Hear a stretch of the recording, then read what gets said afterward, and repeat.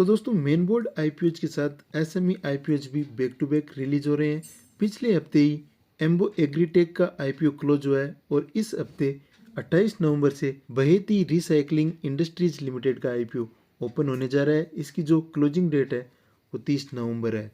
तो इस आईपीओ के बारे में डिटेल में बात करेंगे। डिटेल में इस आईपीओ का रिव्यू करेंगे कि कंपनी क्या काम करती है, कंपनी के फाइनेंशियल्स कैसे हैं और इसमें आपको कितना लिस्टिंग गेन हो सकता है। और इसके साथ ही हम बात करेंगे कि इस आईपीओ में आपको अप्लाई करना है या नहीं करना, अगर अप्लाई करना है तो कौन सी स्ट्रेटेजी के साथ अप्लाई करना है।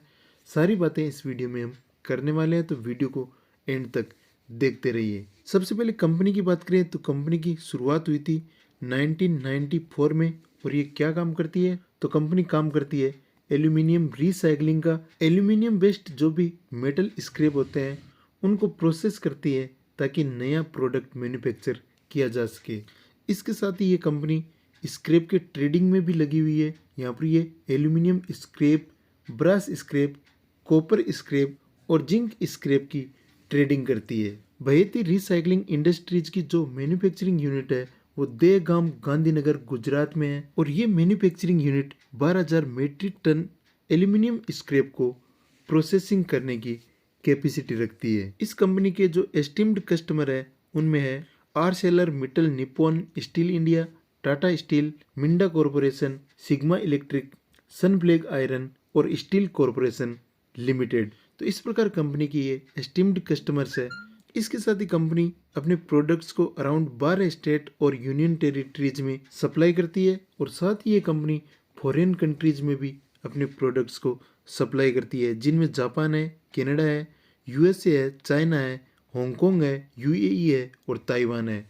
तो ये फॉरेन कंट्रीज को भी अपने माल की सप्लाई करती है। इस प्रकार दोस्तों ये कंपनी की कुछ बेसिक डिटेल्स है कि कंपनी क्या काम करती है, कंपनी की मैन्युफैक्चरिंग यूनिट्स कहाँ पर है, कंपनी माल को कहाँ पर एक्सपोर्ट करती है, कंपनी के एस्टीम्ड कस्टमर्स कौन कौन से हैं।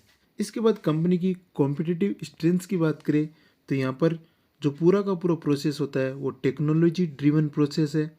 कंपनी के पास स्ट्रेजेंट क्वालिटी कंट्रोल मैकेनिज्म है, डाइवर्सिफाइड क्लाइंट बेस है, रॉ मटेरियल के लिए strong and diversified supplier base है और साथ में एक्सपीरियंस्ड प्रोमोटर्स है और डेडिकेटेड मैनेजमेंट टीम है। तो ये कंपनी की कुछ कॉम्पिटिटिव स्ट्रेंथ्स हैं।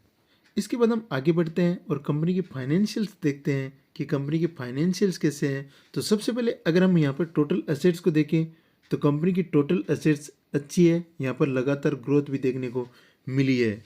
इसके बाद दोस्तों टोटल रेवेन्यू की बात करें तो टोटल रेवेन्यू में भी कंपनी ने लगातार ग्रोथ दिखाई है और कंपनी का जो प्रॉफिट आफ्टर टैक्स है वो लगातार बढ़ता जा रहा है, जहाँ पर 31 मार्च 2020 को 19.19 लाख रुपए का प्रॉफिट था, वो 31 मार्च 22 आते आते 291.98 लाख रुपए का हो गया। और जो लेटेस्ट क्वार्टरली रिजल्ट आए हैं उसमें भी कंपनी ने करीबन 57.36 लाख रुपए का प्रॉफिट जनरेट किया है। तो कंपनी का नेट प्रॉफिट भी अच्छा है। जिस सेक्टर की ये कंपनी है उस सेक्टर के हिसाब से देखें तो यहाँ पर कंपनी का नेट प्रॉफिट अच्छा है। इसके बाद दोस्तों कंपनी की नेट वर्थ में भी लगातार ग्रोथ देखने को मिली है और कंपनी के जो रिजर्व एंड सरप्लस है वो भी लगातार बढ़ रहे हैं। और इसके साथ साथ दोस्तों कंपनी की जो टोटल बोरोइंग्स है वो भी लगातार साथ में बढ़ती जा रही है और बोरोइंग्स कंपनी के लिए बहुत ही बड़ा इश्यू है। जो यहाँ पर बोरोइंग्स की लेटेस्ट फिगर है वो आप यहाँ पर देख रहे हैं कि 4536.31 लाख रुपए है, जो बहुत ही बड़ा अमाउंट है इस कंपनी के लिए। यहाँ पर जो इसका नेट प्रॉफिट हम देखें जो तकरीबन 293 लाख रुपए के आसपास है। अगर इसको हम राउंड फिगर में 300 लाख भी मान ले यानी 3 करोड़ भी मान ले तो भी यहाँ पर कंपनी पर डेट बहुत ही ज़्यादा है।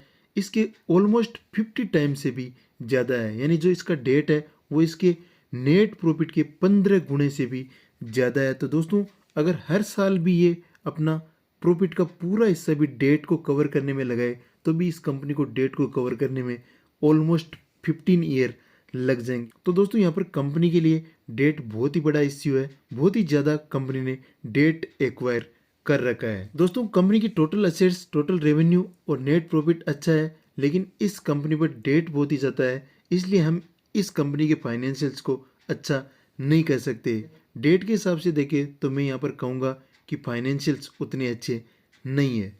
इसके बाद कंपनी ने यहाँ पर आईपीओ लाने के ऑब्जेक्ट्स भी बताए हैं। इसमें सबसे पहला ऑब्जेक्ट बताया है कि कंपनी मॉडर्नाइजेशन करना चाहती है, एक्सपेंशन करना चाहती है अपनी एग्जिस्टिंग मैन्युफैक्चरिंग यूनिट्स का, वर्किंग कैपिटल की रिक्वायरमेंट को पूरा करना चाहती है, जनरल कॉरपोरेट पर्पज के लिए भी आईपीओ को लाया जा रहा है और जो इश्यू एक्सपेंसेस है उनको पूरा करने के लिए इस आईपीओ को लाया जा रहा है। तो यहाँ पर कंपनी ने कहीं पर भी ये मेंशन नहीं किया है कि आईपीओ से जो भी फंड रेज होगा उससे डेट का भी रीपेमेंट किया जाएगा। अगर दोस्तों आईपीओ के थ्रू जो भी फंड रेज होता है उसके थ्रू अगर कंपनी पार्सली या फुल्ली अपने डेट्स का रीपेमेंट करती तो भी हम यहाँ पर कह सकते थे कि कंपनी कुछ ना कुछ डेट फ्री जरूर हो जाएगी, लेकिन कंपनी ने यहाँ पर अपने ऑब्जेक्ट्स में बिल्कुल भी मेंशन नहीं किया है कि यहाँ से रीपेमेंट करने वाली है। इसके बाद इस आईपीओ की डिटेल्स की बात करें तो आईपीओ 28 नवंबर से 30 नवंबर के बीच ओपन रहेगा। आईपीओ का प्राइस बैंड 45 रुपये पर शेयर है और यहाँ पर जो लोट साइज है वो 3000 शेयर्स का है। यहाँ पर जो इश्यू साइज है वो 12.42 करोड़ रुपए है।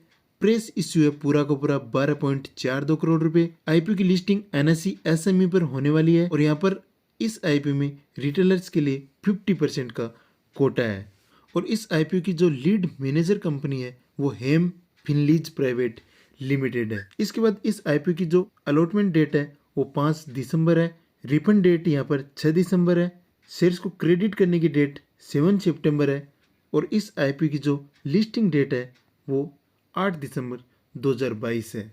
और यहाँ पर आपको पता है कि एसएमई आईपीओज में मिनिमम और मैक्सिमम लॉट साइज एक ही होता है। इसके बाद प्रोमोटर्स होल्डिंग की बात करें तो यहाँ पर प्री इश्यू शेयर होल्डिंग है 99.98% और पोस्ट इश्यू शेयर होल्डिंग रहेगी 73.37%। तो प्रोमोटर्स होल्डिंग कंपनी में अभी भी अच्छी बनी हुई है। इसके बाद इस आईपीओ में लिस्टिंग गेन की बात करें, यानी अगर आप इस आईपीओ में अप्लाई करते हैं तो आपको कितना लिस्टिंग गेन हो सकता है, तो इसके लिए हमें सबसे पहले ग्रे मार्केट प्रीमियम को देखना पड़ेगा कि ग्रे मार्केट में इस आईपीओ की डिमांड कितनी चल रही है। तो दोस्तों यहाँ पर आप देख रहे हैं कि जो लेटेस्ट अपडेट हुआ है 29 नवंबर 2022 को, यहाँ पर इस आईपीओ का ग्रे मार्केट प्रीमियम चल रहा है 30 रुपये पर शेयर और इस आईपीओ का जो लॉट साइज है वो 3000 शेयर्स का है। इसको अगर आप 30 से मल्टीप्लाई करेंगे तो यहाँ पर आपको सीधा सीधा 90,000 के आसपास का लिस्टिंग गेन आज की सिनेरियो में होने जा रहा है। तो लिस्टिंग गेन के पॉइंट ऑफ व्यू से आईपीओ अच्छा लग रहा है।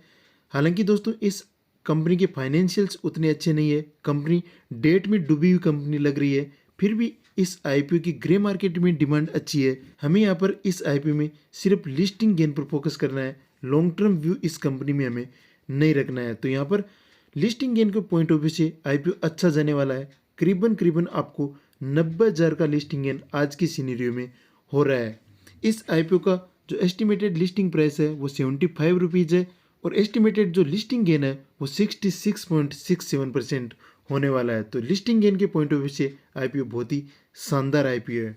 इसके बाद दोस्तों हम बात करते हैं कि इस आईपीओ में आपको अप्लाई करना है या इस आईपीओ को आपको अवॉइड करना है। तो दोस्तों अगर आप इस आईपीओ में लिस्टिंग गेन के लिए अप्लाई कर रहे हैं तो डेफिनेटली आप इस आईपीओ में लिस्टिंग गेन के लिए अप्लाई कर सकते हैं। आपको यहाँ पर 60 से 70 हज़ार का लिस्टिंग गेन आराम से देखने को मिल सकता है। तो लिस्टिंग गेन के पॉइंट ऑफ व्यू से आप इस आईपीओ में ज़रूर अप्लाई कर सकते हैं। लॉन्ग टर्म के लिए मैं दोस्तों आपको ये कंपनी बिल्कुल भी रेकमेंड नहीं करता हूँ। लॉन्ग टर्म व्यू आपको इस कंपनी में बिल्कुल भी नहीं रखना है, सिर्फ आपको लिस्टिंग गेन के लिए इस आईपीओ में अप्लाई करना है और जैसे ही लिस्टिंग होती है आईपीओ को सेल करके वहाँ से निकल जाना है। तो ये स्ट्रेटजी आपको इस आईपीओ में अपनानी है, इस प्रोसेस को आपको फॉलो करना है।